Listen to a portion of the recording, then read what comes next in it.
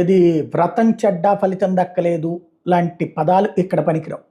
కానీ సమయం వచ్చినప్పుడు మాత్రమే అసలు ఫలితాలు వస్తాయి. బ్రిటన్కి ఈ మధ్యనే జరిగినాయి చూసాం. అక్కడ జరిగినటువంటి మతపరమైనటువంటి అంశాలు జరుగుతున్నాయి. అక్కడ యువతని రెచ్చగొట్టే ప్రయత్నాలు జరుగుతున్నాయి.